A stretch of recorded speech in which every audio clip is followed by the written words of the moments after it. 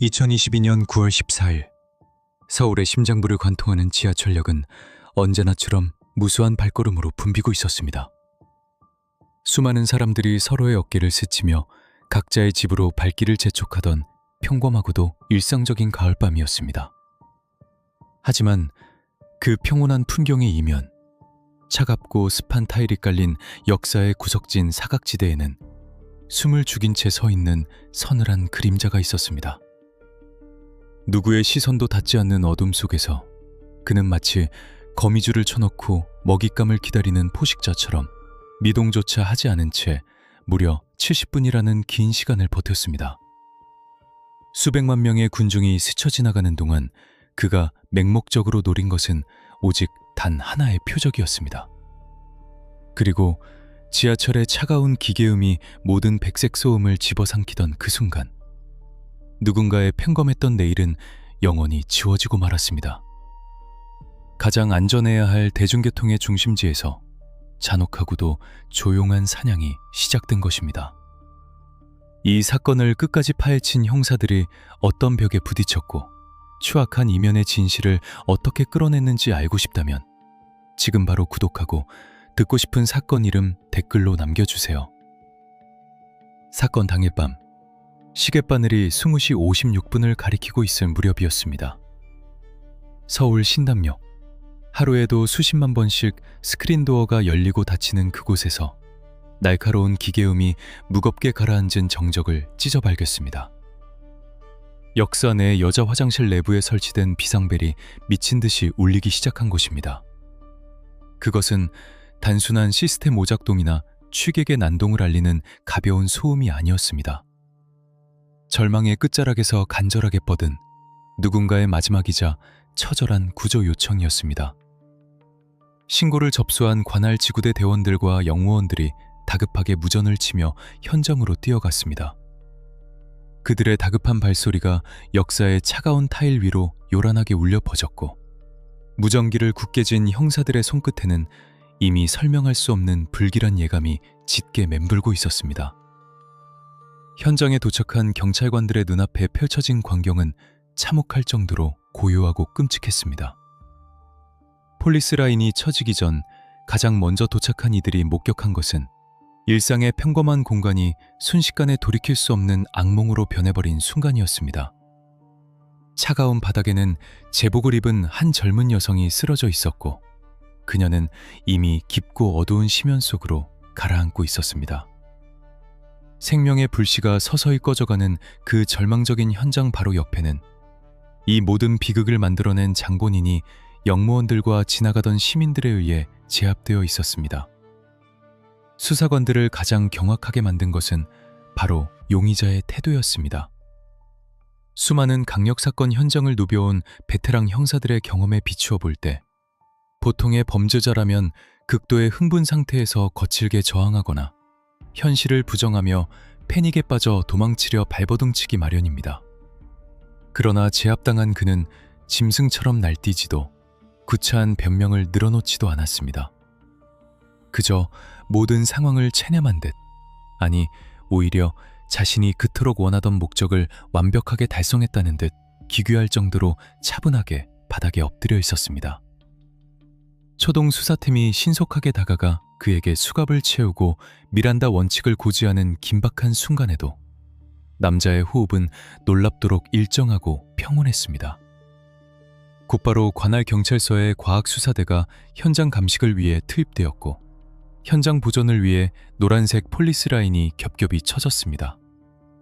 감식반 요원들이 핀셋과 특수 조명을 이용해 수많은 미세 증거물들을 채취하고 사진을 촬영하는 어수선한 상황 속에서도 그는 마치 텔레비전 화면 속 남의 일련의 사건을 구경하듯 무심하고 건조한 시선으로 허공을 응시할 뿐이었습니다. 형사들의 뇌리에 스친 것은 단 하나. 이것은 결코 우발적인 감정의 폭발로 빚어진 우연한 충돌이 아니라는 확고한 직감이었습니다. 현장에 남겨진 흔적들, 남자가 치밀하게 준비해온 기묘한 옷차림, 지문을 남기지 않으려 했던 흔적, 그리고 무엇보다 그 서늘하고 초점 없는 눈빛은 철저하게 계산된 사냥꾼의 본성을 여과 없이 드러내고 있었습니다. 강력팀 형사들은 직감할 수밖에 없었습니다. 이 남자의 내면에는 일말의 죄책감이나 당혹감이 전혀 존재하지 않으며 오직 자신의 목표를 처리했다는 뒤틀린 성취감만이 자리 잡고 있다는 것을 말입니다. 용의자는 곧바로 경찰서 강력팀 조사실로 압송되었습니다. 취조실의 무거운 철문이 둔탁한 소리를 내며 굳게 닫히고 차갑고 푸른 형광등 불빛만이 두 사람 사이의 작은 철제 책상을 차갑게 비추었습니다. 맞은편에 앉은 담당 수사관은 수백 명의 악랄한 범죄자를 상대해온 베테랑 중의 베테랑이었지만 눈앞에 결박된 채 앉아있는 남자의 비정상적인 태도에는 속으로 혀를 내두를 수밖에 없었습니다. 남자의 이름은 전주환. 번듯한 외모에 안경을 쓴 길거리나 도서관에서 흔히 마주칠 수 있을 법한 지극히 평범하고도 지적인 청년의 얼굴을 하고 있었습니다. 그는 양손에 무거운 수갑을 찬 채로 손을 책상 위에 조용히 올려두었고 호흡을 가다듬으며 형사의 눈을 단 한 번도 피하지 않고 똑바로 마주보았습니다. 심지어 조사가 시작되기 전 그는 아주 건조하고 예의 바른 목소리로 물 한 잔을 요구하기까지 했습니다. 그 비현실적인 침착함은 조사실의 공기를 더욱 무겁고 탁하게 만들었습니다. 수사관은 테이블 위에 사건 현장에서 수거된 1차 압수물들의 목록과 현장 사진들을 순서대로 올려놓으며 천천히 입을 열었습니다. 신원 확인부터 시작해 사건 발생 시간의 알리바이, 그리고 가장 중요한 범행의 동기까지 수사 매뉴얼에 따른 건조하고 날카로운 질문들이 연속적으로 이어졌습니다. 표면적으로는 평범한 문답이 오가고 있었지만 형사의 내면은 이미 맹렬하게 회전하며 고도의 프로파일링을 가동하고 있었습니다. 도대체 왜 이 남자는 지하철역이라는 수많은 CCTV가 돌아가는 공개된 장소에서, 그것도 야간 순찰 업무를 수행 중이던 제복 입은 영무원을 상대로 이런 극단적이고도 파괴적인 선택을 한 것일까? 단순한 면식범의 앙심인가? 아니면 불특정 다수를 향한 맹목적이고 병적인 증오의 발현인가? 수사관의 날카로운 질문이 무거운 허공을 가르고 용의자의 귓가를 파고드는 동안 전주환은 굳게 닫혀있던 입술을 천천히 달싹이며 첫 진술을 내뱉었습니다. 미세한 떨림조차 찾아볼 수 없는 지독히도 메마르고 이성적인 목소리였습니다. 우리는 한때 입사 동기였습니다.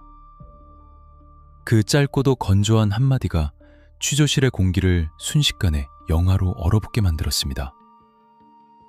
길거리를 걷다 우연히 마주친 타인을 향한 묻지마 범죄가 아니었습니다. 그것은 아주 오랜 시간 동안 한 사람의 일상을 서서히 갉아먹고 보이지 않는 곳에서 끈질기게 목을 조여온 거대하고도 짙은 어둠의 결과물이었습니다. 형사의 등줄기를 타고 서늘한 소름이 빠르게 번져나갔습니다.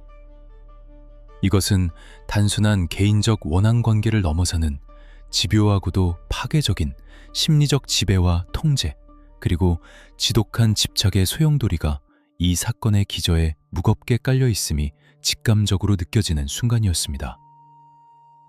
가해자와 피해자, 두 사람 사이에 얽혀있는 그 기나긴 시간의 터널 속에서 대체 무슨 일이 벌어지고 있었던 것일까?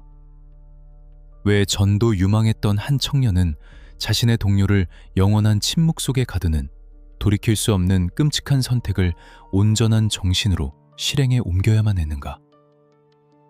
수사관은 즉각적으로 경찰청 데이터베이스에 접속해 과거의 내사 기록을 조회하고 두 사람의 과거 행적과 연결고리를 샅샅이 추적하기 위한 압수수색 영장 청구 준비에 돌입했습니다. 피의자의 입에서 나온 단 한 문장은 앞으로 펼쳐질 지루하고도 고통스러운 진실 찾기의 서막에 불과했습니다. 형사들은 피의자의 디지털 기기 압수수색과 포렌식을 통해 그가 오랫동안 교묘하게 숨겨둔 악의적인 흔적들을 하나도 빠짐없이 낱낱이 파헤쳐야만 하는 무거운 과제를 안게 되었습니다.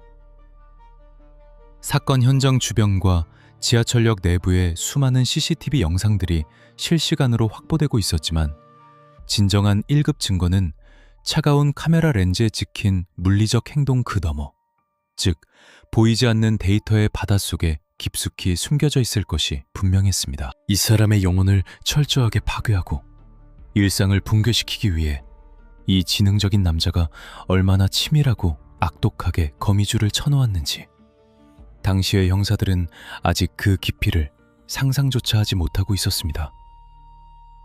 경찰서 창밖으로는 어느새 차갑고 스산한 새벽 공기가 조용히 스며들고 있었습니다. 수백만 시민들의 바쁜 발걸음으로 다시 시작될 내일의 아침. 서울 한복판 지하철역에서 벌어진 이 잔혹하고도 슬픈 진실은 서서히 수면 위로 떠오를 준비를 하고 있었습니다. 하지만 수사팀의 머릿속에는 오직 하나의 뚜렷한 목표뿐이었습니다. 전주환이라는 인물이 쓰고 있던 견고하고도 기만적인 가면을 산산조각내고 그 이면에 숨겨진 가장 추악하고 본질적인 실체를 세상 밖으로 끌어내는 것. 그것만이 차가운 타일 위에서 억울하게 눈을 감아야만 했던 피해자를 위해 수사관들이 해줄 수 있는 유일한 의무이자 책무였습니다. 이 사건을 끝까지 파헤친 형사들이 어떤 벽에 부딪혔고 추악한 이면의 진실을 어떻게 끌어냈는지 알고 싶다면 지금 바로 구독하고 듣고 싶은 사건 이름 댓글로 남겨주세요. 취조실의 무거운 공기가 아직 채 가시지 않은 시각. 수사관들의 날카로운 시선은 피의자 전주환의 손에서 압수된 한 대의 스마트폰으로 향했습니다. 사건 현장에 남겨진 지문이나 족적 같은 물리적 증거들이 그의 외형적인 범행 행위를 묵묵히 증명하고 있다면 이 작은 전자기기는 그의 어둡고 뒤틀린 내면을 낱낱이 비춰줄 완벽하고도 서늘한 블랙박스였습니다. 압수된 기기는 곧바로 서울지방경찰청의 사이버 수사대 및 디지털 포렌식 센터로 긴급 이관되었습니다.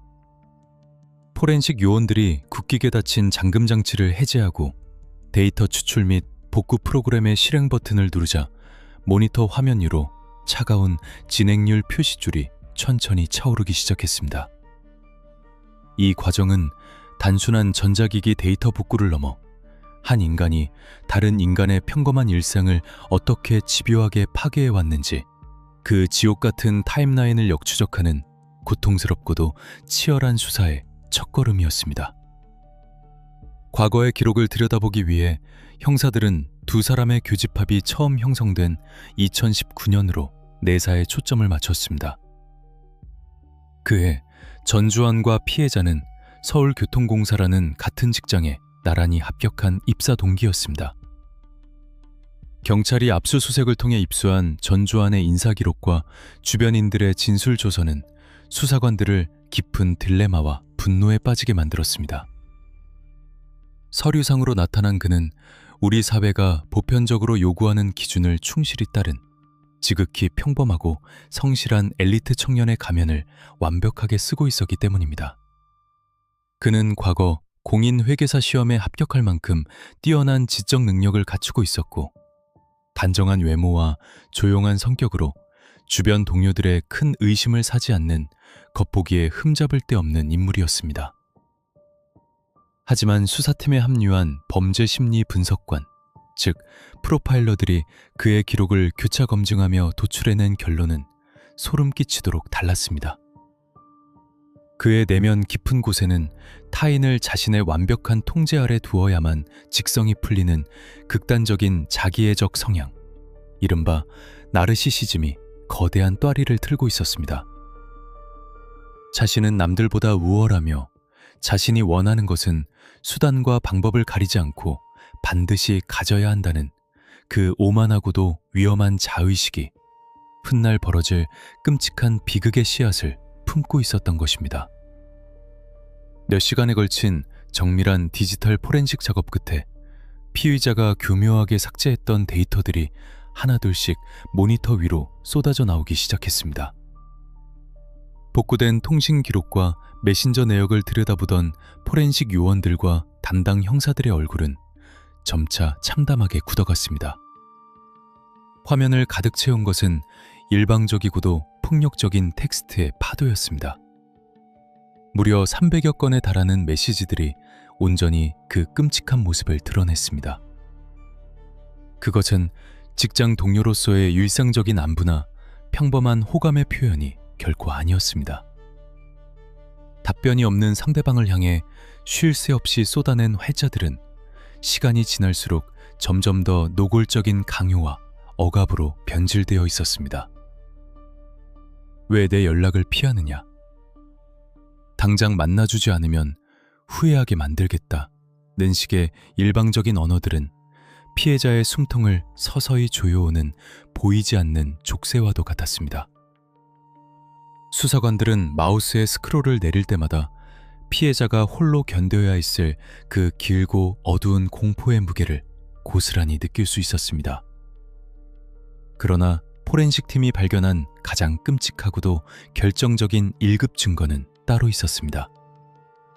전조아는 단순한 언어적 압박을 넘어 피해자의 일상과 사회적 생명을 완전히 붕괴시킬 수 있는 치명적인 무기를 손에 쥐고 그녀를 조종하려 했습니다. 그것은 바로 피해자의 동의 없이 은밀하게 수집된 세상에 절대 드러나서는 안 될 파괴적인 형태의 불법 디지털 영상물들이었습니다. 그는 이 치명적인 자료들을 교묘하게 이용해 피해자를 끊임없이 협박하고 강제로 만남을 요구했습니다. 내 요구를 들어주지 않으면 이 기록을 사내 네트워크와 세상에 퍼뜨리겠다. 는 무언의 압박은 프로파일러들의 분석에 따르면 스토킹 범죄에 있어 가장 악랄하고 전형적인 형태의 심리적 통제 수단이었습니다. 이는 낭만적인 호감이나 애정이라는 단어로 결코 포장될 수 없는, 오직 상대를 자신의 완전한 소유물이자 장난감으로 전락시키기 위한 지독한 심리적 지배의 과정이었습니다. 프로파일러들은 이 은밀한 영상물과 수백 통의 협박 메시지들이 피해자에게 어떻게 작용했는지 면밀히 분석해 나갔습니다. 피해자에게 전조안의 존재는 어느 순간부터 숨을 쉴 때마다 목을 옥죄어오는 보이지 않는 올가미로 변해버렸을 것입니다. 경찰에 신고를 하면 자신의 평범한 일상과 명예가 완전히 박살날지도 모른다는 극도의 두려움, 그리고 매일 마주쳐야 할지도 모르는 직장 동료라는 특수한 관계가 주는 압박감이 그녀의 입을 굳게 다물게 만들었을 테니까요. 사이버 공간에 남겨진 그의 모든 접속 기록과 전송 내역은 철저하게 계산된 타이밍에 피해자의 가장 취약한 심리적 특징을 파고든 사냥꾼의 궤적과 정확히 일치했습니다. 그는 피해자의 공포를 먹고 자라며 자신의 뒤틀린 지배력을 더욱 거대하게 확장해 나갔습니다. 수사팀은 복구된 수백 기가바이트의 방대한 데이터 속에서 전조안이 얼마나 집요하게 피해자의 동선을 추적하고 사이버 스토킹을 감행했는지 입증할 수 있는 수많은 정황 증거들을 추가로 확보했습니다. 그가 범행 과정에서 사용한 여러 개의 대포 계정과 우회 IP 접속 기록들, 그리고 익명성을 보장하는 앱의 사용 내역은 이 범행이 단발적인 분노의 필출이 아니라 아주 오랜 기간 서늘하게 설계된 거미줄이었음을 증명하는 완벽한 법의학적 단서였습니다. 수사관들은 이 거대한 데이터의 숲을 헤치며 홀로 보이지 않는 감옥에 갇혀 매일 밤 극심한 공포에 떨었을 피해자의 소리 없는 비명을 뼈저리게 느끼고 있었습니다. 아무도 도와줄 수 없었던, 아니 아무에게도 섣불리 말할 수 없었던 그 고립된 시간들 속에서 그녀는 매일 밤 자신의 영혼을 갉아먹는 괴물과 철저히 혼자만의 전쟁을 치르고 있었던 것입니다. 이러한 디지털 증거들이 낱낱이 수집되어 담당 형사의 책상 위에 산더미처럼 쌓여갈수록 수사관들의 분노는 걷잡을 수 없이 차갑게 끓어오르고 있었습니다. 겉으로는 엘리트의 삶을 흉내내며 철저히 이성적이고 교양 있는 척 행동했던 피의자의 가증스러운 가면이 디지털 포렌식이라는 냉정한 과학에 비답해서 처참하게 녹아내리는 순간이었습니다. 그는 자신의 범행을 감추기 위해 스마트폰의 초기화를 시도하고 앱 데이터를 지우며 흔적을 은폐하려 했지만 현대 수사기법은 그가 남긴 미세한 데이터의 파편들조차 결코 놓치지 않았습니다. 이제 경찰의 수사망이 밝혀내야 할 다음 진실은 더욱 고통스러운 곳을 향하고 있었습니다. 이토록 명백하고 파괴적인 위험 신호가 존재했음에도 불구하고 어째서 법망은 그녀를 끝까지 지켜내지 못했는가 하는 국가 시스템의 구조적이고 뼈아픈 실패를 규명하는 일이었습니다. 포렌식 결과 보고서를 덮은 수사팀은 서고 깊숙한 곳에 보관되어 있던 과거의 수사 기록처를 무거운 마음으로 꺼내들었습니다. 1년 전 견디다 못한 피해자가 마침내 커다란 용기를 내어 처음으로 경찰서의 문을 두드렸던 그날의 기록. 그 낡은 서류철 안에는 우리 사회의 사법 시스템이 범한 가장 치명적이고 돌이킬 수 없는 오판의 흔적이 먼지와 함께 고스란히 잠들어 있었습니다. 디지털 포렌식 센터의 모니터 불빛이 차갑게 명멸하며 피의자의 추악한 이면을 낱낱이 비추고 있던 무렵, 강력팀 수사관들의 시선은 서고 깊숙한 곳에서 방금 꺼내온 빛바랜 과거의 수사 서류철 하나로 조용히 옮겨갔습니다. 서류의 첫 페이지 상단에 정자로 뚜렷하게 적힌 날짜는 2021년 10월 7일. 그것은 피해자가 오랫동안 자신을 짓눌러 왔던 무거운 침묵을 깨고 자신의 평범한 일상을 서서히 갉아먹던 어둠의 존재를 세상 밖으로 처음 끄집어낸 날이었습니다. 수백 일 동안 홀로 강당해야만 했던 지독한 심리적 억압과 통제의 굴레에서 벗어나기 위해 그녀는 상상조차 할 수 없는 거대한 용기를 쥐어짜내어 관할 경찰서의 무거운 철문을 열고 들어섰습니다. 진술실 책상 앞에 마주 앉은 그녀의 두 손은 미세하게 떨리고 있었지만 진실을 밝히고 자신의 삶을 되찾겠다는 눈빛만큼은 그 어느 때보다 절박하고도 단호했습니다.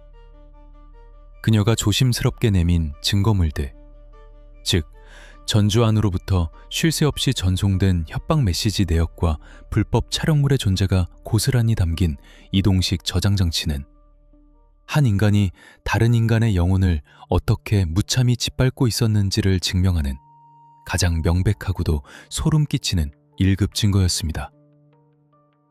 당시 사건을 최초로 접수하고 내사에 착수한 여성 청소년과 소속 수사관들은 서류를 검토하는 즉시 직감적으로 사안의 심각성을 인지했습니다. 피해자가 제출한 진술서의 문장들과 첨부된 사이버 증거 자료들은 단순한 직장 내 괴롭힘이나 남녀 간의 일방적인 감정 다툼 수준을 아득히 뛰어넘고 있었습니다. 그것은 상대방의 사회적 생명을 완전히 끊어놓겠다는 악의적인 협박이자 언제든 돌이킬 수 없는 물리적 위협으로 돌변할 수 있는 시한폭탄과도 같았습니다. 경찰은 지체 없이 본격적인 수사망을 펼쳤고 피해자의 안전을 최우선으로 확보하기 위한 가장 강력한 조치로서 피의자 전주환을 전격적으로 긴급 체포했습니다. 수사 매뉴얼에 따라 그의 휴대전화와 개인용 컴퓨터가 즉각 압수되었고 형사들은 추가적인 증거인멸의 가능성과 피해자에 대한 접근을 원천적으로 차단하기 위해 단호한 결단을 내렸습니다. 바로 피의자의 신병을 완전히 확보하여 사회로부터 격리하기 위한 구속영장을 검찰에 신청한 것입니다. 담당 수사관들이 밤을 새워가며 작성한 구속영장 청구서에는 전주환이 저지른 사이버 스토킹의 악랄함과 불법적인 영상물을 무기로 삼아 피해자를 완벽하게 통제하려 한 범행의 중대성이 상세히 적시되었습니다. 프로파일링 기법을 적용해 피의자의 심리 상태를 분석한 범죄 심리 전문가들은 그가 자신의 요구가 관철되지 않거나 통제력을 상실했다고 느낄 경우 극단적인 앙심을 품고 피해자에게 직접적이고 파괴적인 해를 가할 위험성이 극도로 높다고 강력하게 경고했습니다. 체포된 전주환은 유치장의 차가운 새창살 안에서도 특유의 무표정하고 건조한 얼굴을 유지하고 있었지만 베테랑 수사팀은 그 고요함 이면에 숨겨진 통제불능의 징후들과 폭발 직전의 압력밥솥 같은 분노를 뚜렷하게 읽어내고 있었습니다. 경찰과 검찰은 한 목소리로 피의자의 구속수사가 반드시 필요하다는 점을 거듭 강조하며 법원의 현명하고도 단호한 판단을 초조하게 기다렸습니다. 수사관들은 이 치밀하고도 위험한 산행꾼을 철창 안에 굳건히 가둬둠으로써 마침내 피해자가 지옥 같은 일상의 공포에서 벗어나 온전한 평온을 되찾을 수 있을 것이라 굳게 믿어 의심치 않았습니다. 그러나 수사팀과 피해자의 간절한 기대는 단 하루 만에 법원의 차가운 판사봉 소리와 함께 처참하게 부서지고 말았습니다. 영장 실질 심사를 마치고 나온 법원의 최종 결정문은 수사관들의 눈을 의심하게 만들 정도로 건조하고 짧은 몇 줄의 문장에 불과했습니다. 기가. 법원이 구속영장을 발부하지 않은 표면적인 이유는 수사관들의 직감이나 피해자의 공포와는 철저히 괴리된 너무나도 기계적이고 원론적인 법리적 해석 때문이었습니다. 피의자가 일정한 주거지를 가지고 있으며 수사기관의 조사에 성실히 임하고 있어 증거인멸이나 도주의 우려가 없다고 판단된다는 것이 법원의 입장이었습니다. 당시의 낡은 사법부 잣대는 피의자가 가진 명문대 출신의 번듯한 학력과 공기업 정규직 직원이라는 안정적인 사회적 신분, 그리고 판사 앞에서 연출된 겉으로 보여지는 얌전하고 반성하는 듯한 태도에 철저하게 속아 넘어간 것일지도 몰랐습니다. 법의 여신은 맹목적으로 눈을 가리고 공정한 저울을 들어야만 했지만 유감스럽게도 그 차가운 금속 저울은 피해자가 매일 밤 홀로 견뎌내야 했던 뼈저린 공포의 무게를 단 1g도 제대로 달아내지 못했습니다. 구속영장 기각 결정이 경찰서로 하달되던 그 참담한 순간, 일선에서 직접 발로 뛰며 사건을 수사했던 형사들이 느껴야 했던 무력감과 분노는 이루 말할 수 없이 깊었습니다. 그들은 조사실이라는 밀폐된 공간에서 누구보다 가까이 범죄의 끔찍한 민낯을 목격하고 피의자의 뒤틀린 본성을 온몸으로 감지했지만 오직 서류상의 형식적인 요건만을 기계적으로 따지는 경직된 사법 시스템의 거대한 벽 앞에서는 수사관들의 날카로운 직감도 피해자의 절박한 눈물도 아무런 힘을 발휘하지 못했습니다. 결국 경찰은 정해진 법적 수사 매뉴얼에 따라 유치장에 굳게 닫힌 문을 열고 전주안을 세상 밖으로 다시 풀어줄 수밖에 없었습니다. 차가운 금속 수갑이 풀리고 경찰서 정문을 당당하게 걸어나가는 그의 뒷모습을 말없이 지켜보며 형사들은 등줄기를 타고 오르는 걷잡을 수 없는 불길함에 깊게 사로잡혔습니다. 피의자가 수사관들을 향해 가볍게 목례를 건네고 유유히 돌아섰을 때 그의 안경 너머로 번뜩이던 서늘하고도 오만한 눈빛은 마치 이 나라의 법조차 자신을 온전히 통제할 수 없다고 조롱하는 듯한 기괴한 승리감에 도취되어 있었습니다. 그것은 고삐가 완전히 풀린 포식자를 방어막이 없는 양떼들 틈으로 다시 방사하는 것과 다름없는 아찔하고도 치명적인 순간이었습니다. 경찰의 본격적인 내사와 수사가 개시되면서 전주환은 소속 직장인 서울교통공사로부터 즉각적인 직위 해제 처분을 받았습니다. 표면적인 서류상으로는 그가 피해자가 근무하는 직장이라는 물리적 공간에서 완전히 분리되고 격리된 것처럼 보였습니다. 하지만 돌이켜보면 그것은 시스템이 만들어낸 지독한 착각이자 가장 끔찍한 비극을 잉태한 치명적인 허점의 시작이었습니다.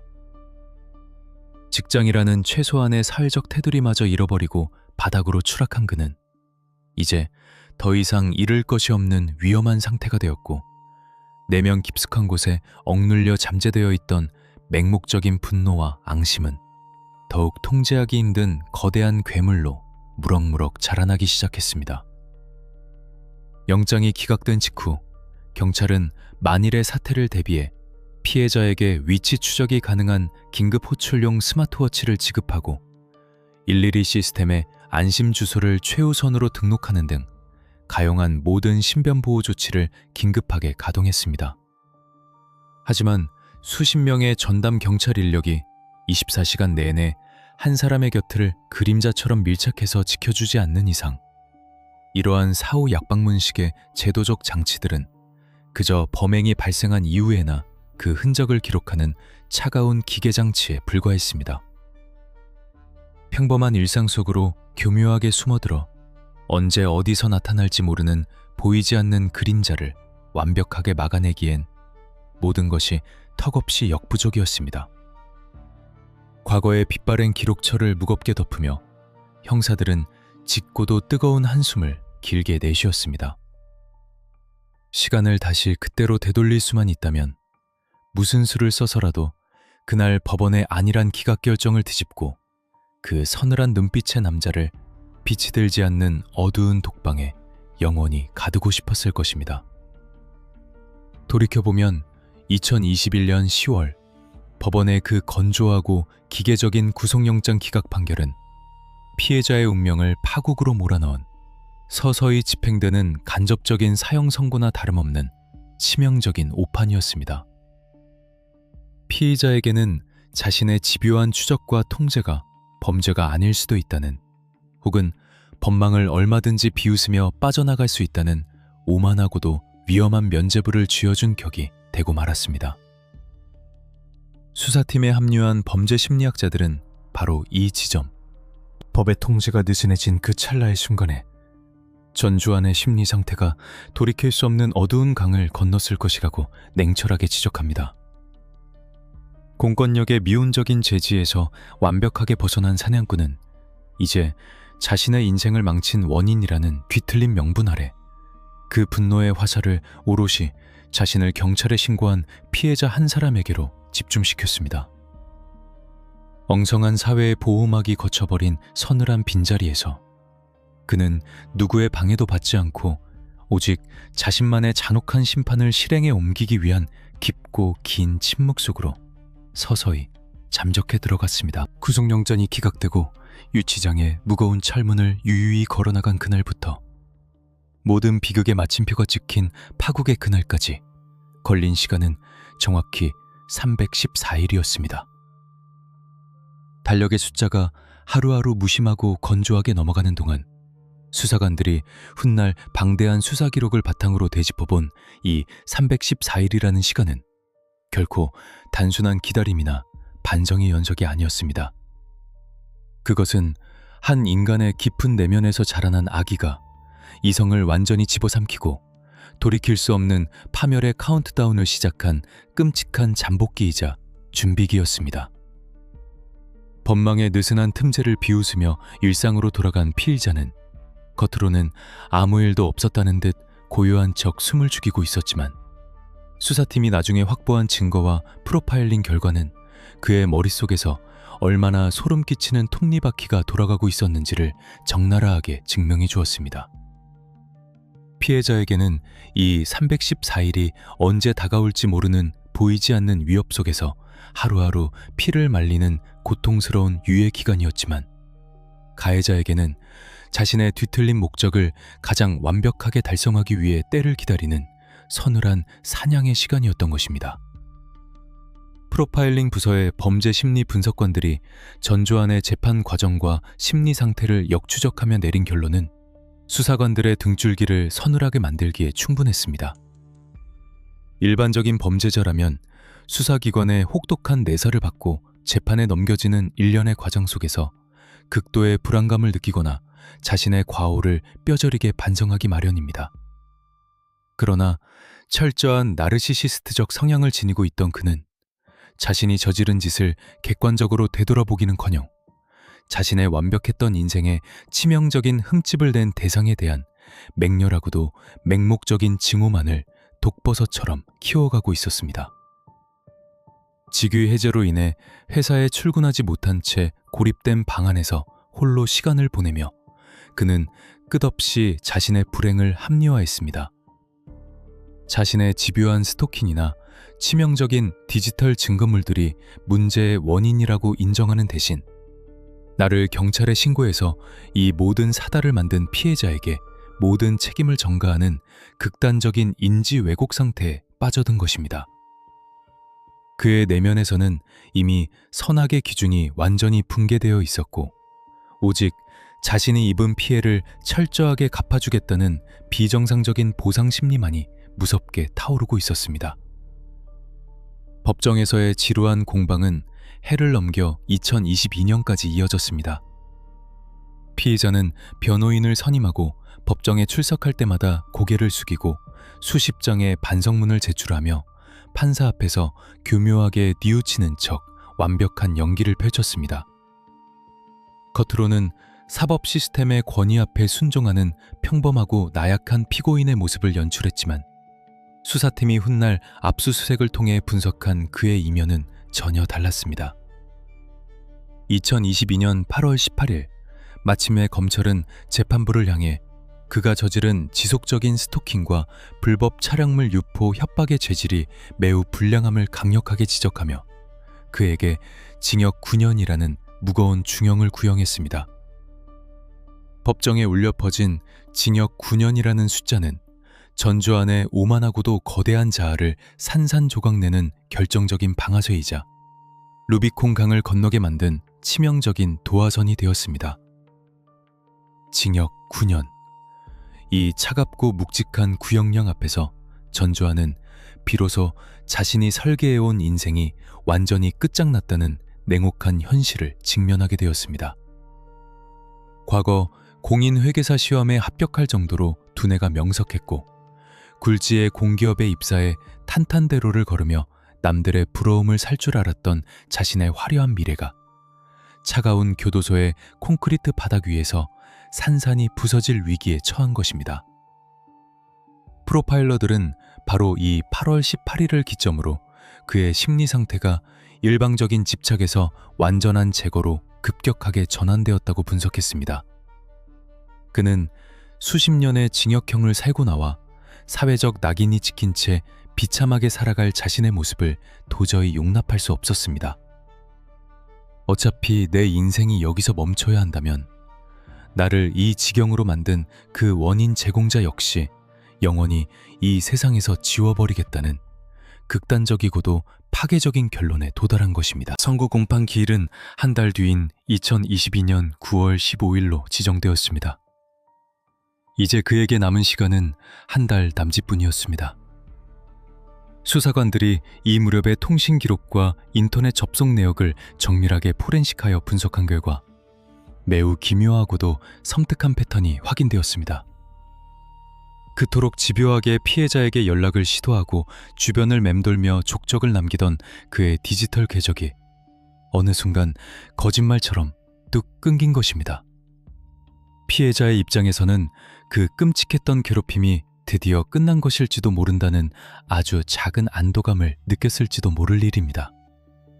하지만 수많은 강력범죄를 추적해온 형사들의 시각에서 볼 때 이 갑작스럽고 완벽한 침묵은 가장 위험하고도 치명적인 적색 경보였습니다. 사냥꾼이 먹잇감을 향해 이빨을 드러내고 으르렁거리기를 멈췄다는 것은 결코 사냥을 포기했다는 뜻이 아닙니다. 그것은 이제 본격적으로 먹잇감의 숨통을 끊어놓기 위해 자세를 최대한 낮추고 발소리조차 내지 않으며 칠흑 같은 어둠 속으로 은밀하게 숨어들었음을 의미하기 때문입니다. 그는 남은 30여일의 시간 동안 자신의 알리바이를 조작하고 수사기관의 추적을 따돌리기 위한 완벽한 계획을 서늘하게 조립하기 시작했습니다. 훗날 압수된 그의 기기들에서는 일상적인 검색 기록은 모두 사라지고 오직 자신의 목적을 은밀하고도 확실하게 달성하기 위한 기괴한 정보들만이 가득 채워지기 시작했습니다. 그는 자신이 마주한 파국을 피해자의 탓으로 돌림으로써 자신의 행동의 정당성을 부여하는 무서운 자기 최면에 빠져 있었습니다. 수사관들은 범행 전 한 달 동안 그의 동선을 역추적하며 그가 마치 정밀한 기계 부품을 맞추듯 범행 당일의 모든 변수를 통제하기 위해 얼마나 집요하게 움직였는지를 확인하고 경악을 금치 못했습니다. 그것은 우발적인 감정의 폭발이 아니라 오랫동안 억눌러온 분노를 가장 차갑고 예리한 칼날로 베려내는 소름 끼치는 인내의 과정이었습니다. 그렇게 시간은 속절없이 흘러 운명의 날인 9월 14일이 밝았습니다. 법원이 그의 죄를 묻고 죄값을 선고하기로 예정된 재판을 불과 단 하루 앞둔 날이었습니다.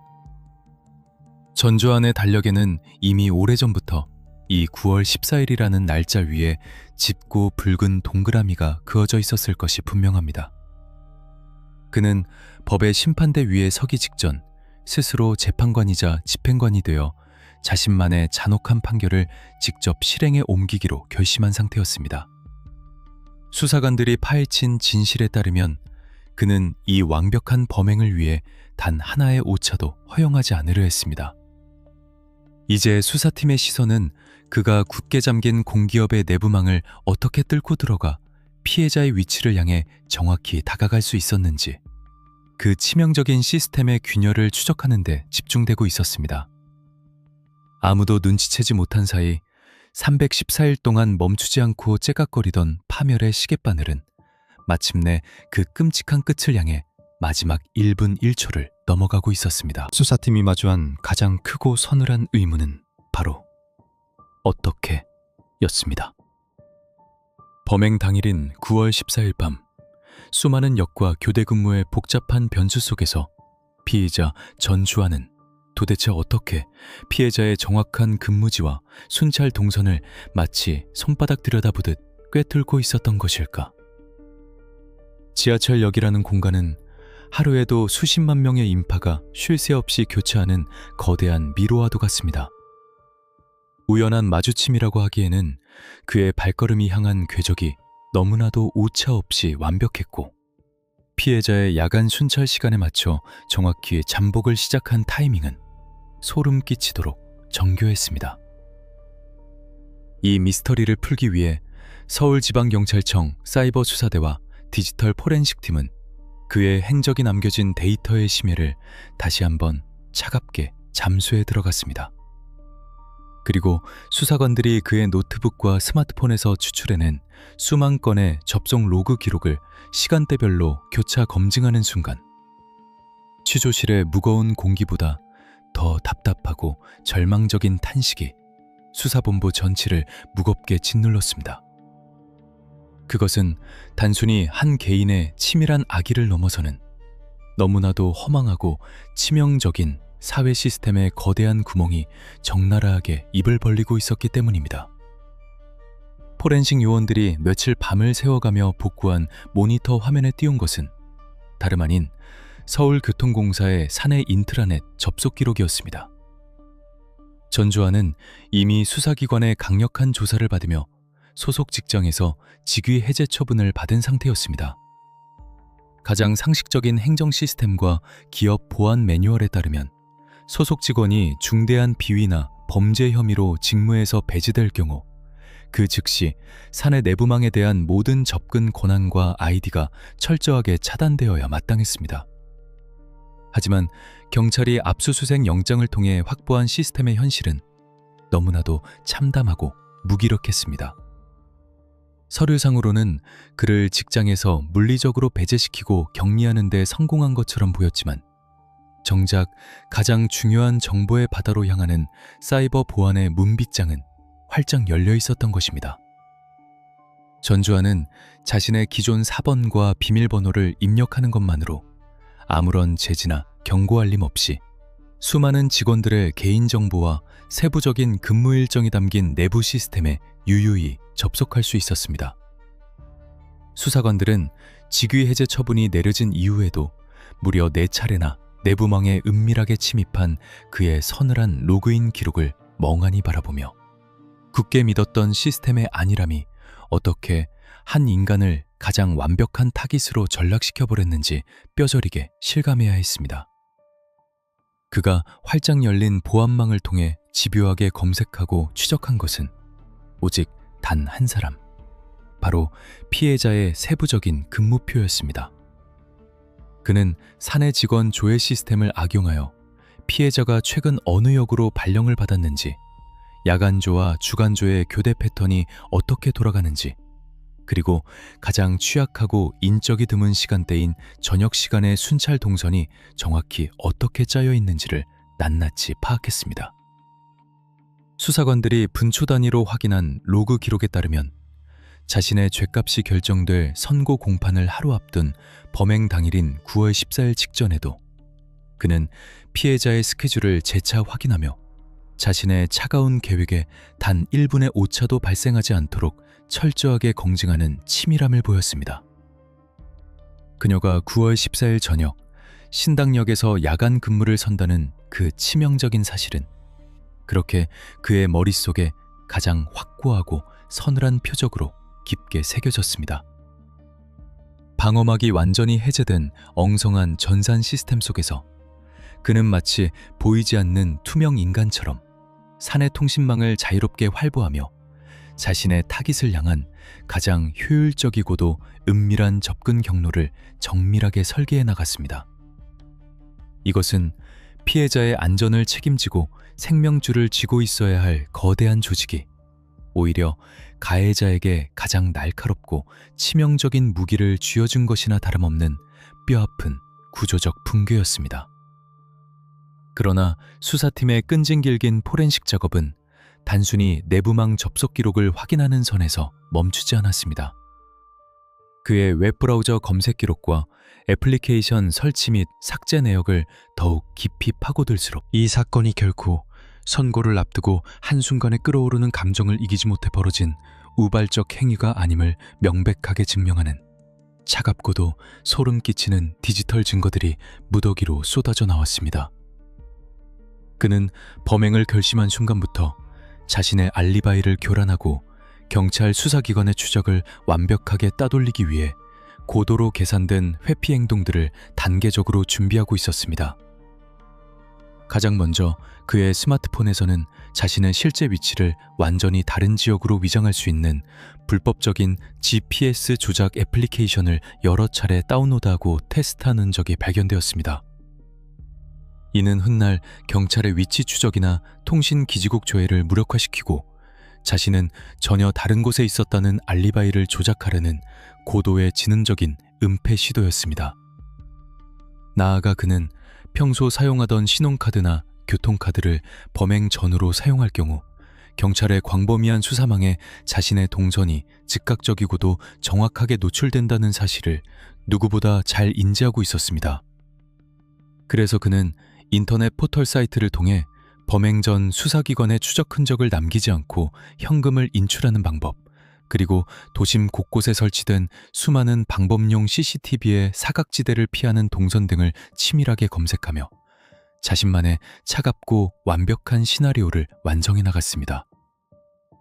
수사관들의 등줄기를 더욱 서늘하게 만든 것은 그가 사이버 공간뿐만 아니라 현실 세계에서도 보인 소름 끼치는 디테일과 강박적인 준비성이었습니다. 포렌식 분석 결과 그는 범행 당일 현장으로 출발하기 직전 자신이 평소 사용하던 모바일 메신저의 프로필 사진을 완전히 다른 기본 이미지나 자신을 전혀 식별할 수 없는 무의미한 사진으로 황급히 변경한 사실이 뚜렷하게 확인되었습니다. 이러한 기괴한 행동은 혹시라도 범행 현장으로 향하는 길목에서 과거의 직장 동료들이나 혹은 피해자가 우연히 자신을 멀리서 알아보고 경계심을 품을까봐 선제적으로 자신의 정체를 완전히 지워버리려 한 지독하게 계산된 심리적 위장 공작이었습니다. 그는 오직 자신의 흔적을 지우기 위해 겉옷을 안팎으로 뒤집어 입을 수 있는 노란색 양면 점퍼를 사전에 치밀하게 준비했습니다. 뿐만 아니라 현장에 자신의 머리카락이나 미세한 유전자 정보, 즉 범행을 입증할 결정적 단서가 떨어지는 것을 원천적으로 막기 위해 일회용 위생 샤워캡까지 챙겨 집을 나서는 그의 소름돋는 행적은 수사팀에 소속된 베테랑 프로파일러들조차 깊은 탄식과 함께 혀를 내두르게 만들었습니다. 그가 보여준 일련의 준비 과정은 감정이 폭발하여 맹목적으로 폭주하는 일반적인 범죄자의 모습이 절대 아니었습니다. 오직 단 한 사람에게 영원한 침묵을 선사하겠다는 단 하나의 뚜렷한 목적을 위해 자신의 모든 이성과 지적 능력을 총동원하여 감정을 완벽하게 배제한 얼음장처럼 차갑고 기계적인 사냥꾼의 준비 과정 그 자체였습니다. 산산조각났던 모든 디지털 증거와 퍼즐 조각들이 수사팀의 끈질긴 노력 끝에 마침내 하나로 완벽하게 맞춰지자 취조실에 굳게 닫힌 철문 너머로 피의자를 바라보는 형사들의 시선은 단순한 분노를 넘어선 짙은 허탈감과 극도의 경계심으로 검게 물들었습니다. 그가 314일 동안 어둠 속에서 준비한 것은 순간적인 일탈이나 보복이 아니라 우리 사회가 오랜 시간 공들여 구축해놓은 엉성한 안전망을 하나하나 치밀하게 분석하고 짓밟고 넘어가는 완벽한 파괴 공작이었습니다. 직위 해제라는 무딘 징계의 칼날, 권한 회수가 누락된 느슨하고 위험한 사내 보안망, 그리고 과거 구속영장을 기각해버린 사법부의 안일한 판단까지. 우리 사회에 촘촘해야 할 그물코가 헐거워진 그 모든 치명적인 틈새를 그는 마치 거대한 시스템을 비웃기라도 하듯 너무나도 쉽고 잔혹하게 통과해냈습니다. 사건을 담당한 수사관들의 차가운 철제 책상 위에는 그가 컴퓨터 모니터 앞에서 치밀하게 짜놓은 죽음의 알고리즘이 낱낱이 해부되어 인쇄된 수십 장의 두꺼운 포렌식 보고서가 산더미처럼 쌓여 있었습니다. 이제 경찰의 수사망은 가장 끔찍했던 시간의 흐름을 쫓아갈 차례였습니다. 이토록 완벽하고도 서늘한 준비를 모두 마친 사냥꾼이 어떻게 칠흑 같은 지하철역의 어둠 속으로 스며들어 70분이라는 피말리는 시간 동안 자신의 유일 수사팀의 날카로운 시선은 이제 사이버 공간의 차가운 데이터 바다를 빠져나와 현실 세계의 무미건조한 흑백 화면으로 무겁고도 서늘하게 옮겨갔습니다. 서울지방경찰청 영상분석팀의 깊은 어둠이 내려앉은 브리핑룸 안에는 수십 대의 대형 모니터가 벽면을 가득 채우고 있었고, 화면 속에서는 2022년 9월 14일 그날의 잔혹하고도 슬픈 타임라인이 아무런 소리 없이 재생되고 있었습니다. 담당 형사들은 피의자 전주환이 자신의 은신처를 나선 순간부터 범행을 저지르기 직전까지의 모든 동선을 1초의 오차도 없이 완벽하게 재구성하기 위해 지하철 역사 내부와 복잡한 도심 길거리에 촘촘하게 설치된 수백 개의 방범용 폐쇄회로 카메라 영상들을 거대한 모자이크처럼 하나하나 고통스럽게 맞춰나갔습니다. 그것은 마치 이미 파국이라는 끔찍한 결말을 너무나도 잘 알고 있는 지독한 비극 영화를 처음부터 다시 되감아보며 멸망을 향해 뚜벅뚜벅 걸어가는 주인공의 발걸음을 투명한 유리병 너머로 무기력하게 지켜봐야만 하는 참담하고도 고통스러운 작업이었습니다. 화면 속의 시간은 오후의 나른함을 넘겨 서서히 해가 저물어가는 붉은 저녁으로 향하고 있었고, 하루의 일과를 마치고 안도감과 함께 퇴근길 인파로 북적이는 일상의 평온한 풍경 속에서 오직 한 남자만이 전혀 다른 파괴적인 목적지를 향해 기괴하고도 이질적인 발걸음을 옮기고 있었습니다. 수사관들의 눈에 비친 그의 모습은 평범한 시민의 탈을 쓴 채 도시의 혈관 속으로 스며든 치명적인 독극물과도 같았습니다. 수많은 사람들이 얽혀 살아가는 이 거대한 콘크리트 정글 속에서 시스템의 맹점을 조롱하듯 비웃으며 자신의 잔혹한 계획을 실행에 옮기려는 이 지능적인 범죄자의 동선은 형사들에게 깊은 무력감마저 안겨주었습니다. 카메라 렌즈의 차가운 시선에 포착된 피의자의 모습은 우리가 일상에서 흔히 마주치는 평범하고 무해한 시민의 형상과는 너무나도 거리가 멀었습니다. 영상 분석관들이 마우스를 조작해 화면의 특정 구역을 확대하고 거친 픽셀의 해상도를 선명하게 보정하자 그가 집을 나서기 전부터 준비했던 기괴하고도 치밀한 위장술이 적나라하게 그 추악한 실체를 드러냈습니다. 그는 수많은 군중들 사이에서 크게 눈에 띄지 않으면서도 자신의 계획이 끝난 직후 언제든 인상착의를 완전히 다른 사람처럼 바꿀 수 있도록 겉과 속의 색상이 명확하게 대비되는 양면 점프를 입고 있었습니다. 하지만 모니터를 뚫어지게 응시하던 수사관들을 가장 깊게 경악하게 만든 것은 그의 머리를 빈틈없이 감싸고 있는 얇고 투명한 비닐 재질의 일회용 샤워캡이었습니다. 비가 오지도 않는 건조한 실내 공간에서, 그것도 수십만 명의 평범한 사람들이 바쁘게 오가는 지하철역 내부에서 머리에 기괴한 샤워캡을 푹 눌러 쓴 채 고개를 바닥으로 떨구고 걷는 남자의 모습은 그 자체로 형언할 수 없는 서늘한 공포감을 자아내기에 충분했습니다.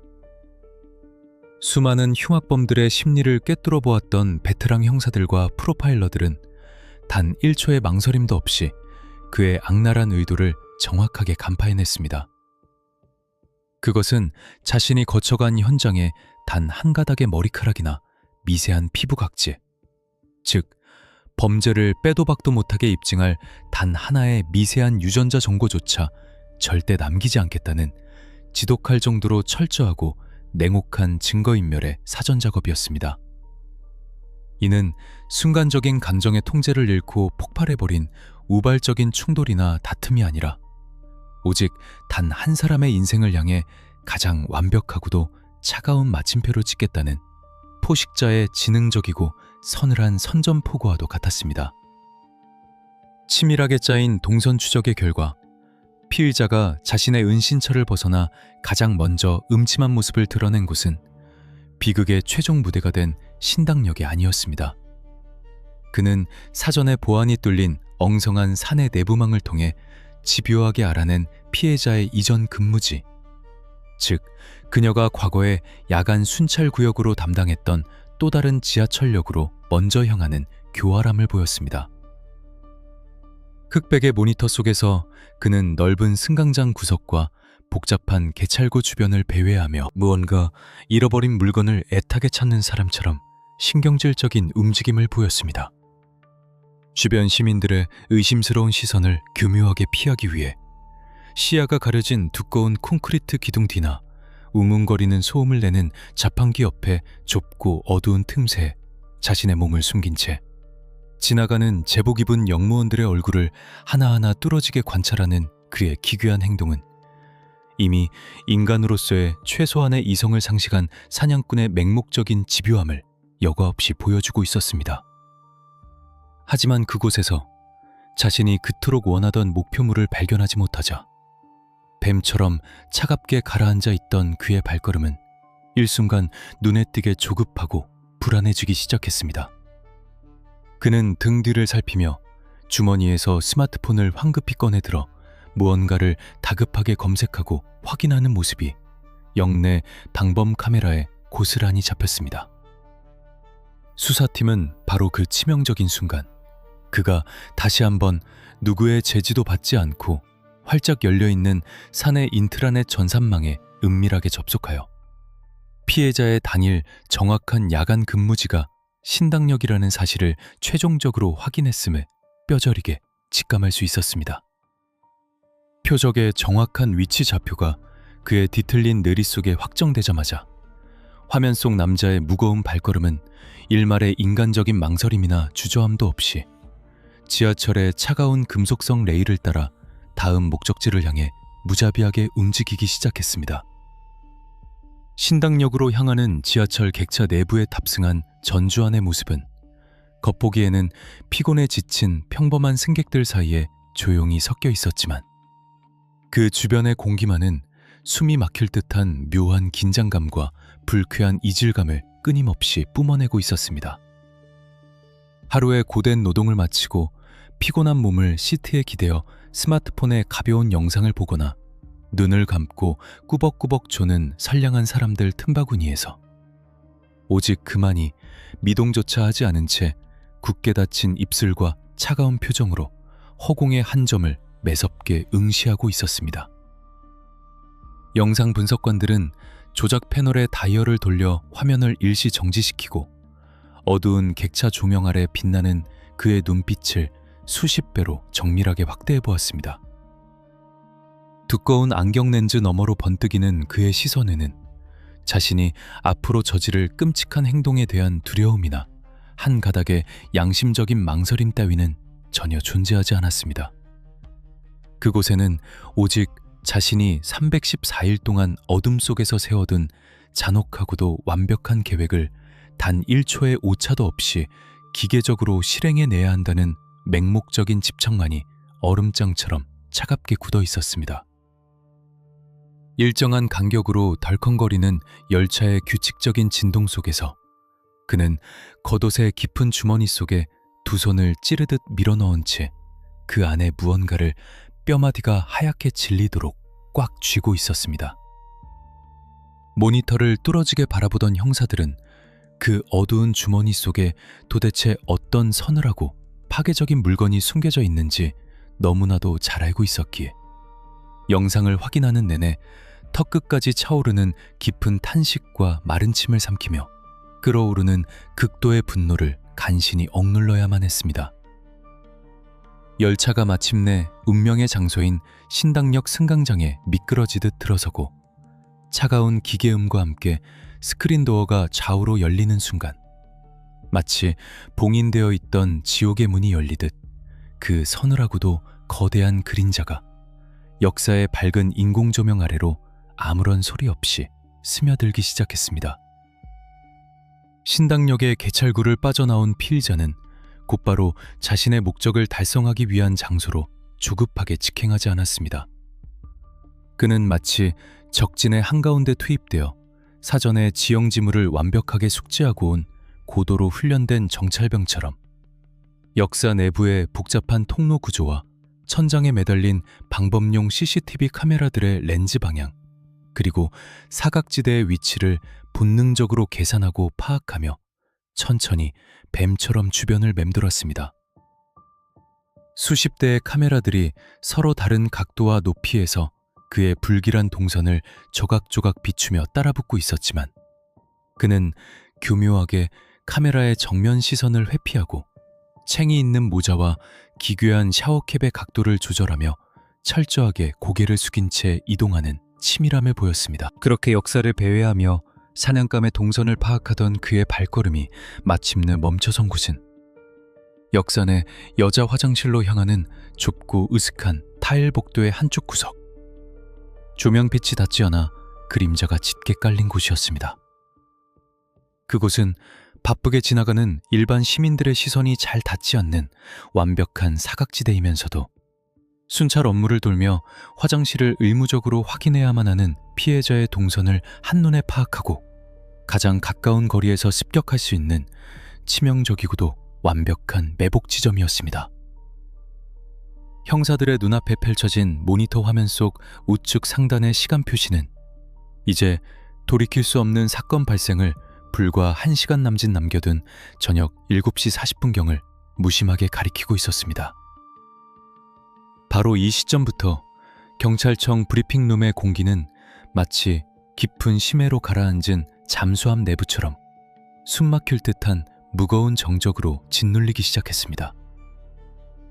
모니터 속의 남자는 자신이 신중하게 선택한 그 좁고 습한 사각지대의 벽면에 등과 어깨를 기댄 채 말 그대로 생명이 없는 차가운 조각상처럼 완벽하게 굳어버렸습니다.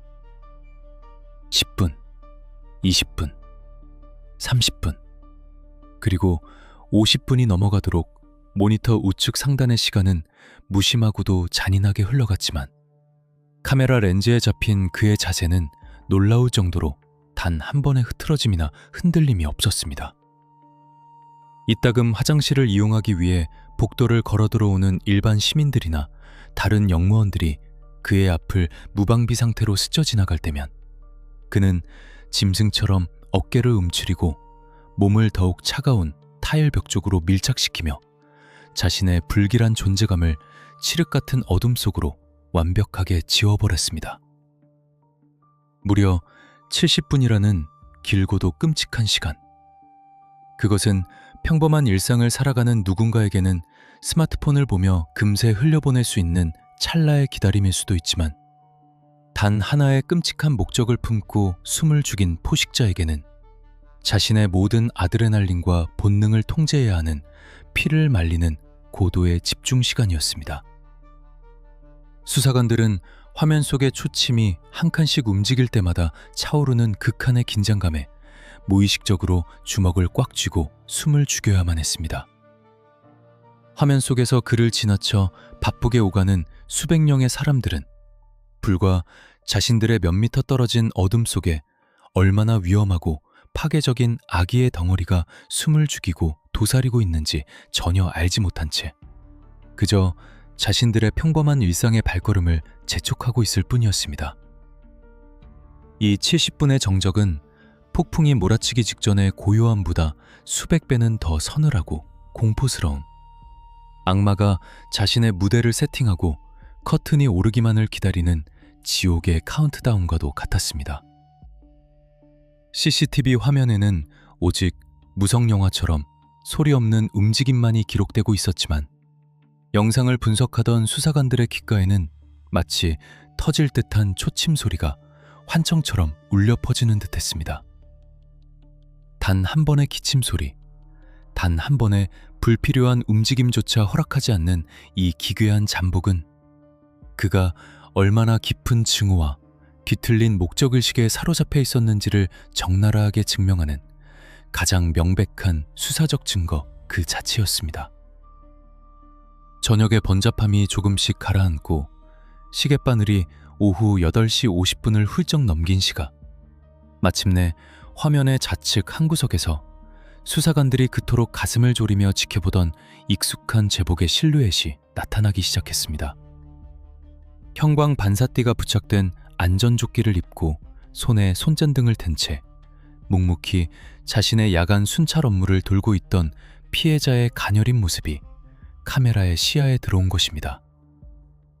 영상을 지켜보는 모든 형사들과 분석관들의 주먹이 뼈마디가 하얗게 질릴 정도로 강하게 쥐어졌고 턱관절이 뻐근해질 정도로 이를 꽉 깨물었습니다.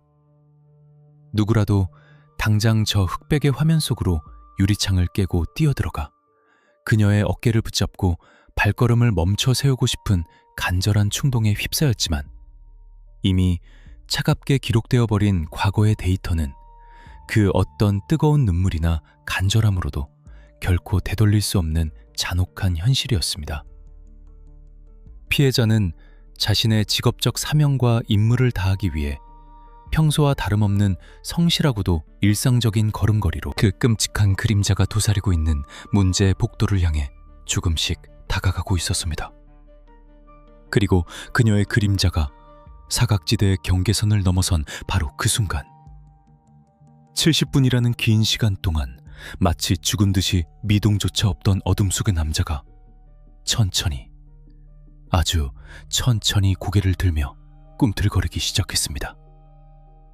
오랫동안 기다려온 사냥감이 마침내 자신의 완벽한 통제 영역 안으로 들어왔음을 직감한 포식자가 상대를 돌이킬 수 없는 영원한 침묵 속으로 끌고 들어가기 위해 가장 조용하고도 서늘하게 발을 내딛는 그 끔찍하고도 압도적인 찰나. 모니터 속 우측 상단의 디지털 시간은 정확히 비극의 시작점인 20시 56분을 향해 세상에서 가장 잔혹한 카운트다운의 마지막 초침을 무겁게 넘어가고 있었습니다. 지하철 역사의 백색 소음 속에 묻혀 누구도 눈치채지 못한 사이 가장 평범하고 안전해야 할 우리들의 일상적인 공간은 한 악마의 집요한 준비 끝에 피할 수 없는 참혹한 심판대로 변해버리고 말았습니다.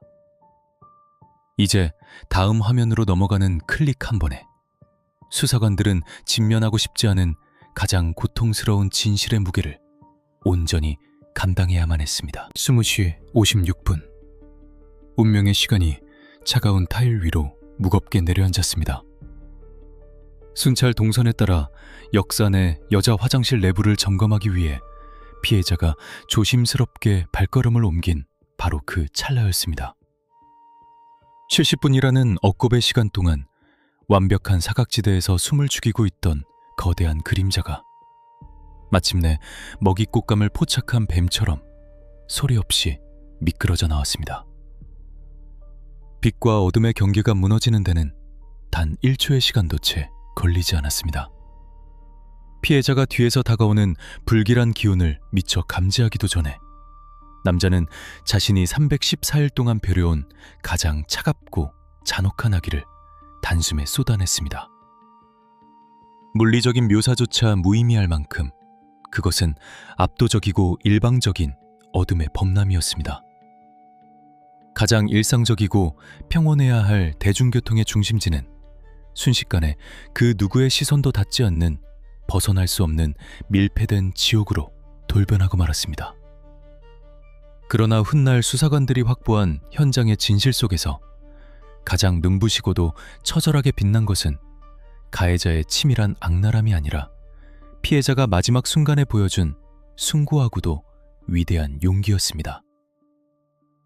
칠흑 같은 공포가 온몸을 짓누르고 숨통을 끊임없이 조여오는 그 끔찍한 절망의 한가운데서도 그녀는 결코 무기력하게 무너지지 않았습니다.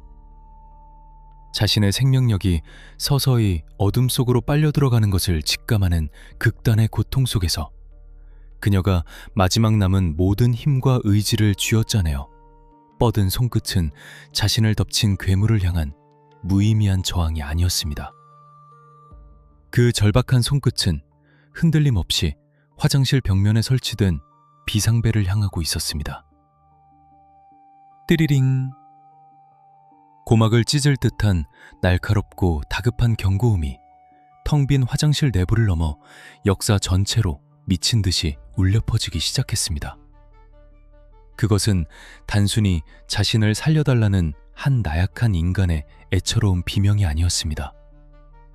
밖을 지나가는 무고한 시민들이 이 위험천만한 공간으로 들어오지 못하도록 막아내고 자신을 해친 이 끔찍한 괴물을 반드시 세상의 빛 아래로 끌어내어 죗값을 치르게 해야 한다는 제복 입은 자의 마지막 사명감이 만들어낸 기적 같은 경고였습니다.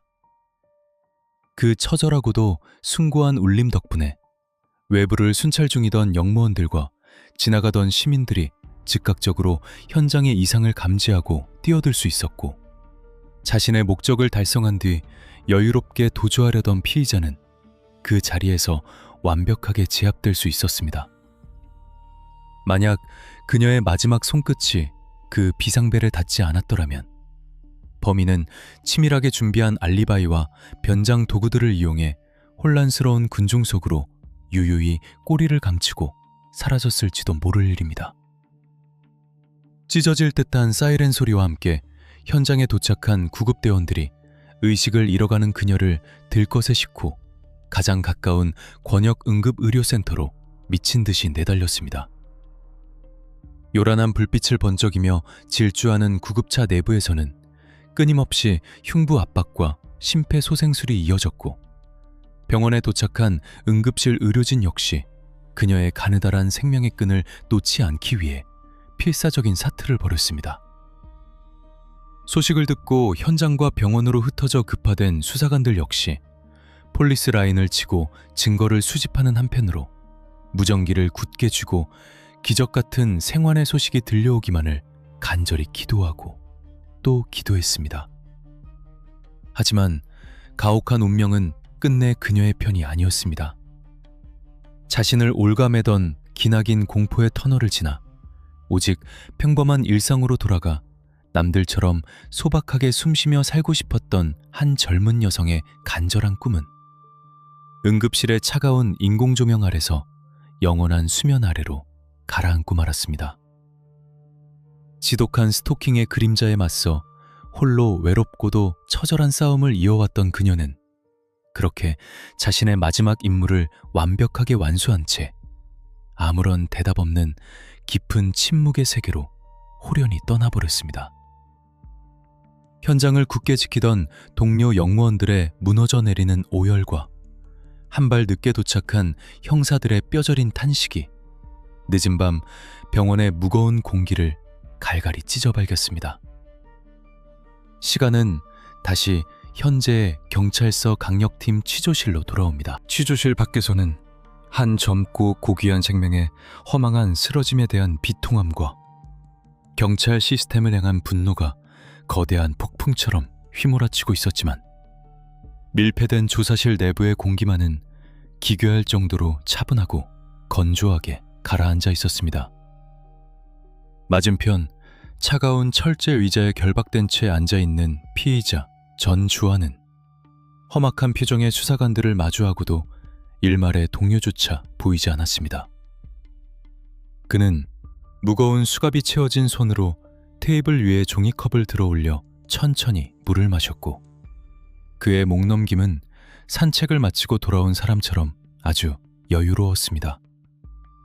그의 호흡은 깊은 수면에 빠진 사람처럼 규칙적이었고 맥박조차 비정상적으로 안정되어 있었습니다. 수백 건의 참혹하고 잔혹한 현장을 누벼온 베테랑 프로파일러조차 그의 이런 비현실적인 태도 앞에서는 등줄기로 차가운 땀방울이 흘러내리는 것을 느낄 수밖에 없었습니다. 보통의 강력 범죄자라면 자신의 극단적인 선택이 불러온 파국 앞에서 미친 듯이 오열하거나 극도의 패닉에 빠져 횡설수설하거나 혹은 핑계를 대며 발버둥 치는 것이 인간이 가진 아주 기본적인 심리적 방어 기제입니다. 하지만 눈앞에 앉아있는 남자는 자신의 행위에 대한 도덕적 무게감을 완벽하게 거세해버린 영혼이나 죄책감이라는 칩이 아예 설계되지 않은 차가운 인공지능 기계와도 같았습니다. 담당 수사관이 매서운 눈빛으로 그가 미리 치밀하게 준비했던 양면 점퍼와 일회용 샤워캡, 그리고 GPS 조작 앱이 설치된 스마트폰 포렌식 결과물들을 책상 위에 하나씩 강하게 내려놓으며 도대체 왜 이런 돌이킬 수 없는 끔찍한 짓을 저질렀는지 그 핵심적인 동기를 맹렬하게 추궁했습니다. 팽팽한 침묵이 흐르던 조사실 안, 전주환은 고개를 살짝 기울인 채 렌즈 너머로 수사관의 두 눈을 단 한 번의 흔들림 없이 똑바로 응시했습니다. 그리고 그의 입술 사이로 흘러나온 첫 진술은 그 자리에 있던 모든 형사들의 피를 거꾸로 솟구치게 만들기에 충분할 만큼 서늘하고 파괴적이었습니다. 내 앞길을 막는 불필요한 문제를 아주 완벽하고 깔끔하게 해결했을 뿐입니다. 그 한 문장, 일말의 분노도, 슬픔도, 회한도 섞이지 않은 지극히 사무적이고도 건조한 그 억양 속에는 타인의 생명에 대한 최소한의 존중조차 존재하지 않았습니다. 그에게 피해자는 감정을 교류하던 한 명의 고귀한 인간이나 동료가 아니라 자신의 완벽했던 인생 궤도를 수정하게 만든 귀찮은 장애물이자 반드시 시스템에서 삭제해버려야만 하는 오류 코드에 불과했던 것입니다. 타인을 온전히 통제하고 짓밟아야만 직성이 풀리는 이기적이고 뒤틀린 나르시시즘이 빚어낸 순수한 악의 결정체가 지금 수갑을 찬 채로 국가 권력의 신문 테이블 앞에서 자신의 일방적이고도 완벽한 승리를 조롱하듯 선언하고 있었습니다. 맞은편에 앉은 형사는 책상 아래로 꽉 쥔 두 주먹이 뼈마디가 하얘지도록 부들부들 떨리는 것을 애써 억눌러야만 했습니다. 눈앞에 오만한 괴물을 향해 당장이라도 탁자를 박차고 일어나 멱살을 틀어지고 싶은 끓어오르는 본능을 오직 차가운 법 집행관이라는 이성과 무거운 제복의 책임감으로 간신히 내리누르고 있었습니다. 이자가 입을 열 때마다 쏟아지는 논리정연한 궤변과 소름 끼치도록 차분한 변명들은 그가 자신의 극단적인 행동에 정당성을 부여하기 위해 그동안 얼마나 오랜 시간 동안 병적인 자기 합리화의 견고한 성을 쌓아왔는지 명백하게 증명하고 있었습니다. 하지만 수사관의 날카로운 이성 속에는 이미 흔들리지 않는 확고한 결론이 단단하게 자리 잡고 있었습니다. 피의자가 아무리 자신의 범행을 과시하고 화려한 논리로 포장하려 한들 그는 결국 수많은 CCTV와 사이버 공간에 자신의 찌질하고 끔찍한 집착의 궤적을 낱낱이 남긴 비겁한 스토커이자 파괴자에 불과하다는 절대적인 진실이었습니다. 이제 경찰 수사팀에게 남은 유일한 목표는 단 하나로 좁혀졌습니다. 이 남자가 자신의 얄팍한 영리함을 맹신하며 치밀하게 짜놓은 오만하고도 가증스러운 변명의 논리를 완벽하게 박살내고 그를 영원히 세상의 긍정적인 빛과 분리시켜 차가운 철창의 심연 속으로 격리시킬 수 있는 가장 묵직하고도 날카로운 법적 쐐기를 정밀하게 박아넣는 것이었습니다. 자신의 거짓된 신념에 도취된 저 서늘한 눈동자 속에 자신이 저지른 짓이 얼마나 참혹하고 부질없는 짓이었는지 뼈저린 절망감을 새겨넣는 것. 그것만이 차가운 화장실 바닥에서 의식이 흐려지는 마지막 순간까지 타인을 살리기 위해 혼신의 힘을 다해 비상벨을 눌렀던 그녀의 숭고한 용기에 수사관들이 보답할 수 있는 유일한 사명이자 애도였습니다. 조명 불빛 아래 형사들의 눈빛은 피의자의 그것보다 더욱 차갑고 예리하게 빛나기 시작했습니다. 사건의 끔찍하고도 참담한 전말이 언론의 굳게 닫힌 입을 통해 조금씩 세상 밖으로 흘러나오기 시작하자 평온했던 도시는 순식간에 걷잡을 수 없는 분노와 비통함의 소용돌이로 들끓어 올랐습니다.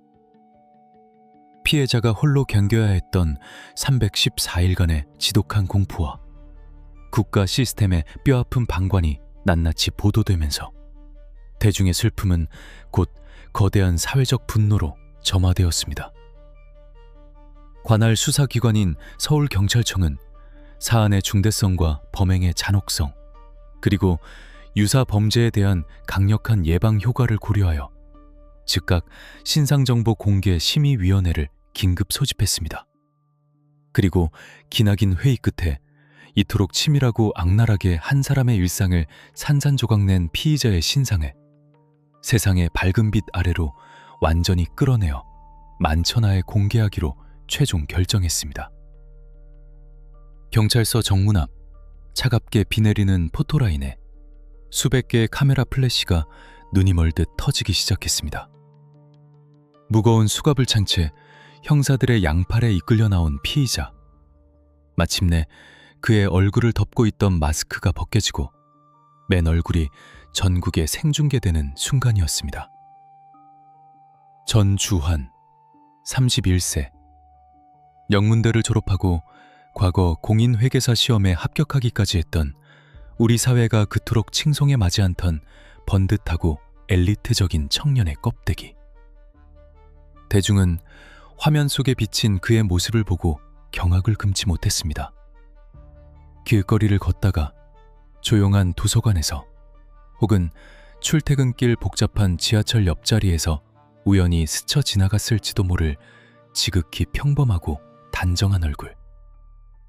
바로 그 이면에 타인의 영혼을 완벽하게 통제하고 파괴하려는 소름 끼치는 포식자의 뒤틀린 본성이 숨겨져 있었다는 사실은 전 국민의 등줄기를 서늘하게 만들기에 충분했습니다. 그는 수많은 마이크 앞에서도 일말의 진정성 있는 참회나 눈물을 보이지 않았고 여전히 텅 빈 눈동자로 허공을 응시하며 마치 남의 일에 휘말린 듯한 기괴한 태도로 일관했습니다. 그가 검찰로 송치되고 마침내 열린 법정의 공기는 얼음장처럼 차갑고 무거웠습니다. 검사는 수사팀이 며칠 밤을 새워가며 사이버 공간의 심연에서 복구해낸 수십만 건의 포렌식 데이터, 치밀하게 조작된 위치 추적 회피기록, 변장을 위해 철저하게 준비된 양면 점퍼와 일회용 샤워캡의 구매 내역, 그리고 70분간 숨을 죽인 채 기다렸던 소리 없는 잠복이 고스란히 담긴 흑백의 CCTV 영상을 재판부 앞에 산더미처럼 쌓아 올렸습니다. 그것은 피의자가 우발적으로 감정을 통제하지 못해 저지른 실수가 아니라 314일이라는 기나긴 시간 동안 어둠 속에서 차갑게 배려낸 계획적인 영원한 침묵을 강요한 행위였음을 완벽하게 증명하는 부인할 수 없는 1급 증거들이었습니다. 피의자 측 변호인은 어떻게든 형량을 줄이기 위해 그의 불우했던 성장 환경이나 사건 당시의 극심한 정신적 스트레스를 조심스럽게 언급하며 얄팍한 방어막을 쳐보려 애썼지만 냉혹한 과학 수사가 밝혀낸 촘촘하고 거대한 진실의 그물망 앞에서는 그 어떤 화려한 변명이나 궤변도 한낱 먼지처럼 무기력하게 흩어질 뿐이었습니다. 마침내 재판장 전석에 앉은 판사가 무거운 침묵을 깨고 최종 판결문을 천천히 읽어내려가기 시작했습니다. 방청석의 모든 숨소리마저 멎은 듯한 지독한 정막 속에서 판사의 입을 통해 흘러나온 단어들은 그 어떤 물리적 타격보다 더 날카롭고 무겁게 피고인의 뼛속 속을 깊숙이 파고들었습니다. 재판부는 피고인이 피해자에게 가한 기나긴 사이버 스토킹과 불법적인 영상물을 무기로 삼은 악랄한 협박의 굴레, 그리고 오직 자신의 죗값을 피하기 위해 피해자를 돌이킬 수 없는 파국으로 몰아넣은 행위가 사회적으로 얼마나 극악무도한 범죄인지 준엄하고 서늘한 목소리로 꾸짖었습니다. 피고인은 자신의 이기적인 목적과 통제욕을 달성하기 위해 타인의 고귀한 생명권을 철저히 유린했으며 모든 범행이 발각된 이후에도 일말의 진정성 있는 참여나 죄책감조차 보이지 않았다. 그리고 법정에 울려 퍼진 마지막 선고. 피고인을 무기징역에 처한다. 사회로부터의 영구적인 격리. 그것은 스스로를 법과 시스템 위에 군림하며 타인의 운명을 마음대로 통제할 수 있다고 믿었던 오만한 나르시시스트에게 내려진 가장 참혹하고도 당연한 파멸의 선고였습니다. 하지만 그토록 통쾌해야 할 무기징역 선고가 무겁게 울려 퍼지는 법정 한구석에서 수사 초기부터 이 사건의 모든 민낯을 파헤치며 전담해온 강력팀 형사들의 표정은 잿빛처럼 어둡고 씁쓸하기만 했습니다. 법의 냉정한 심판이 피의자의 남은 여생을 빛이 들지 않는 차가운 철창 속에 영원히 가두는 데는 성공했을지 몰라도 그 어떤 엄중한 형벌이나 사회적 단죄조차 이미 차가운 지하철역 바닥에서 억울하게 숨을 거둔 피해자를 다시 온기 넘치는 이 세상으로 되돌려 놓을 수는 없었기 때문입니다. 수사관들의 가슴속 깊은 곳에는 평생 지울 수 없는 화인처럼 뼈저린 자책과 짙은 회한이 남았습니다. 1년 전 피해자가 극도의 두려움을 무릅쓰고 처음 경찰서를 찾아왔을 때 청구했던 그 간절한 구속영장이 안일한 법원의 문턱을 넘었더라면, 피의자의 징계 처분 이후 사내 전산망의 권한이 매뉴얼대로 완벽하게 차단되어 그의 은밀하고 치명적인 위치 추적을 사전에 막아낼 수 있었더라면, 국가와 사회가 구축해놓은 보호 시스템이 단 한 번이라도 제대로 아주 정상적으로 작동했더라면 우리는 이토록 허망하게 한 젊고 고귀한 생명을 어둠 속으로 떠나보내지 않아도 되었을 것입니다. 형사들은 사건 현장이었던 신당역 화장실 앞, 찢겨진 폴리스 라인이 철거된 텅 빈 공간을 멍하니 바라보며 시스템의 무능함이 빚어낸 이 끔찍한 비극 앞에서 경찰이라는 무거운 제복이 주는 책임감을 뼈저리게 통감해야만 했습니다. 그러나 이 참혹하고도 비통한 희생은 결국 우리 사회에 경고했던 무관심과 법률적 허점에 거대한 지각 변동을 일으켰습니다. 타인의 일상을 뒤쫓는 스토킹이라는 중대한 범죄를 단순한 구애의 연장선이나 남녀 간의 사적인 감정 다툼 정도로 가볍게 치부하던 과거의 안일한 사회적 인식은 차가운 타일 위에 흘려진 고귀한 희생을 뼈아픈 대가로 치르고 나서야 완전히 뒤집혔습니다. 피해자가 두려움에 떨며 처벌을 원치 않는다고 말하면 가해자를 결코 벌할 수 없었던 법의 가장 치명적인 독소조항, 이른바 반의사 불벌죄는 이 사건이 쏘아올린 거대한 분노를 계기로 마침내 역사의 뒤안길로 폐지 수순을 밟게 되었습니다. 누군가의 끈질긴 집착과 보이지 않는 사이버 공간의 그림자가 한 인간의 일상을 어떻게 숨막히는 지옥으로 몰아넣고 끝내 영원한 침묵이라는 돌이킬 수 없는 파국으로 이끄는지를 가장 참담하고 슬픈 방식으로 세상에 증명해낸 것입니다. 수사관들은 이제 카메라를 넘어 대중을 향해 단호하고도 무겁게 경고합니다. 누군가를 향한 맹목적인 집착은 결코 낭만이나 사랑이라는 아름다운 이름으로 포장될 수 없는, 한 사람의 영혼을 갉아먹고 파괴하는 가장 극악무도한 통제이자 피 비린내 나는 재난의 예고편이라고.